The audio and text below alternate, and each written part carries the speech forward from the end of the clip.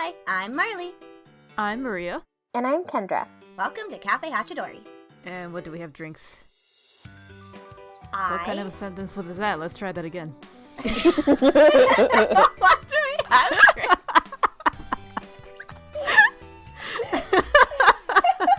It actually took me a minute to see what was wrong with that statement, and I was like, huh? Oh, wait, that's not right. Alright, take two. What kind of drinks do we have? I have the green tea that you bought me from Japan. So it is, it is a black bean green tea. That sounds nice. It is very wonderful. I'm glad you like it. I got a bigger Coke. I needed it. Fair. I got some black tea called, what was it? Hot Cinnamon Sunset? Ooh. Hot cinnamon sunset? Hot Cinnamon Sunset, because my boyfriend bought me this tin full of tea that says Hot Cinnamon Sunset, and he was like, oh, it's just like you. Oh, that's... Alright, music from Yuri on Ice? Yes, music from Yuri on Ice. So beautiful. From the soundtrack perspective, in terms of background music, it was really well put together in terms of world building. So like they have specific themes, like they have the specific themes and the specific stuff that you typically have in anime music or anime movies, anime TV shows, stuff like that. But they had their own fanfare and they have their own. It's hard to explain, but I just really liked how they went about it in terms of those things having very specific. It's not like they went out and just, oh hey, this is what they typically use. They made their own stuff. It's really what I really like. And then all of the individual skaters' songs for when they skated, which is less about their themes as a character, but more about their themes when they were skating. So like for their short program or for their free skate were fantastic. I really, really liked how detailed and how much effort was put into each individual song. Yeah, or especially Pitchit's song was so freaking amazing, and it was, I think I remember you mentioning like earlier, like people thought that they got this from another thing, and it was like, no, they took that particular like piece and they made it specifically for him and specifically for that context. That was just awesome. I ended up buying the album of the skating soundtracks just because I love every single one of them. They're so great. And Pitchit's, I think you're talking about the movie parody. Yeah, the movie parody for The King's Skate. Yeah, but I can see for what the movie it's based of, I can like see the movie poster in my head. The guy's bald. The King and I? Yes, The King and I is what it's based off of. Yeah. So yeah, that parody was really funny. It was well done. It sounded like an actual movie theme song. So I got curious and did a little bit of research on the composers who worked on the skating soundtracks. Well done. Yeah, there are two. One is Taku Matsushiba. He was in charge of most of the classical skating songs. I can't really name the titles off the top of my head right now. But yeah, he has a lot of experience in a wide range of genres, but he seems to be pretty good at classical music in particular. And then Yuri on Ice is the only anime series that he's been involved with. He works with mostly advertising companies. Oh, well, for this being his first anime, he just knocked it out of the freaking park. This entire soundtrack is beautiful. Right? I just want to send him a standing ovation. Like, yes. Send him a standing ovation. Wait, can we send him like a fruit bag? Can we send him one of those fruit things that are shaped like flowers? An edible arrangement? Yes. I don't know what anything's called today. I've had a rough week. And the other composer's name is Taro Umebayashi, but his artist name is Milk. What? Milk? Milk. Like the musical Milk? No, like the drink Milk. So in the music industry, he likes to call himself Milk, but his name is Taro Umebayashi. He worked on the more pop culture-ish diversity songs of this series, so like Pitchit's ethnic sounding song and Emil's electronic song, and also both of the On Love songs, Eros and Agape. Previously, he's also composed for Space Dandy, a different anime series. Space Dandy!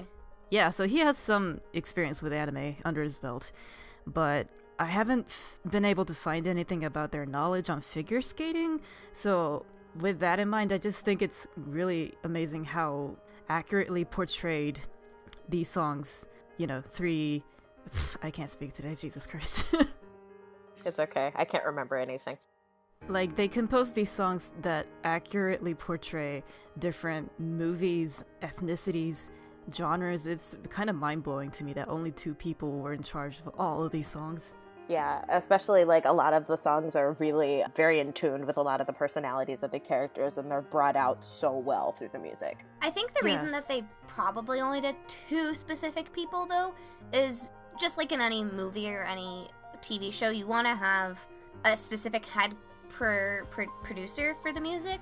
Mm-hmm. Specifically so you can keep everything within the same genre feeling, you know? Mm-hmm. So it all flows together and overlaps and works well with each other. So that probably was why they only had 2.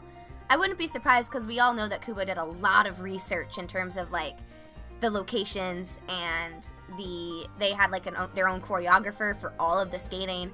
So I wouldn't be surprised if she had them do a lot of research on like listening to the music that are typically used. But also when it comes to skating, there kind of is free reign on what you can use these days. Yeah. But yeah, I would imagine that's probably why they had the 2. Mm-hmm. Mm-hmm. I have. Otherwise, yes? My bad. You can go ahead. Oh, I was just gonna say, otherwise the OST fits into those general things. I have not had the chance to listen to any of the background themes, the OST, so I don't know anything about that. I wasn't really paying attention either. They're really good, honestly. I hadn't originally downloaded the OST for Yuri on Ice, but I'm going to now. It is on my list of things to download. Because it was just... It wasn't what I was expecting. But at the same time, I think it was like, when you listen to it, you're like, I remember this. Yeah, and it was Why? beautifully done, and I think that's kind of one of the best things about like the background, like the OST in that sense, is that even when you're watching the show in the anime, you don't even necessarily notice all too much that's happening around with it. But if you like just not even watch it, but you can listen to that soundtrack, you're like, I remember this. I remember the feeling that it evokes. I am can imagine the exact scene in which this happened, and so that's something that's really strong about the way that they did it. Yeah. And that's when you know an OST original soundtrack was done right. And It is. bomb. So good. We can talk about the opening song and the ending, because those are really good, too. Mm-hmm. Whereas Maria puts it, she loves the ending song.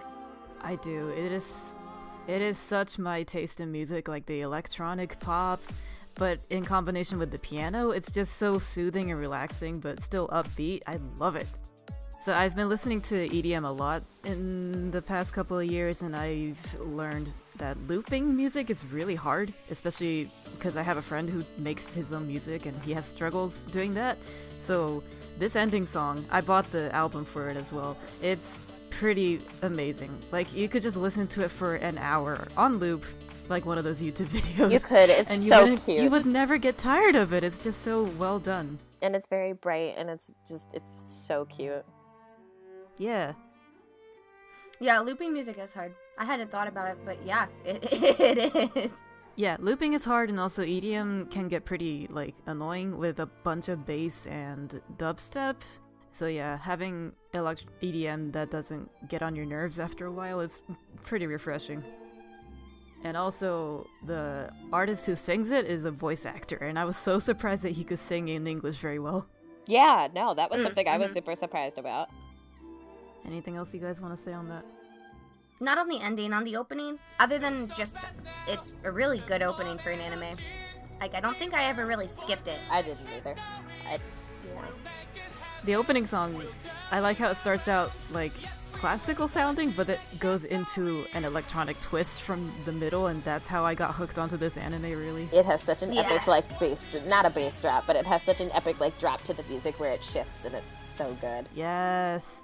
And a lot of people were really shocked, including me, because the artist who sings it is Dean Fujioka, who's actually an actor in Japan. People had no idea he could sing. I mean, it's not often that actors can sing very well, so... It's actually more common in America, but not so much in Japan.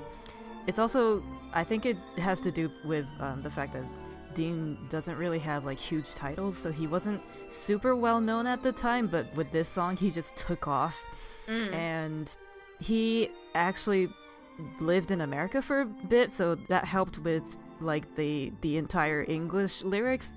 So people are like, wow, his pronunciation is on point, this sounds amazing, and so people fell in love with the song. So awesome. Well, I don't have anything else to say. I have nothing else to all add. for me. Wrap up.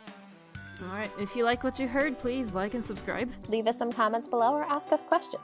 And we hope to see you again at Cafe Hachidori.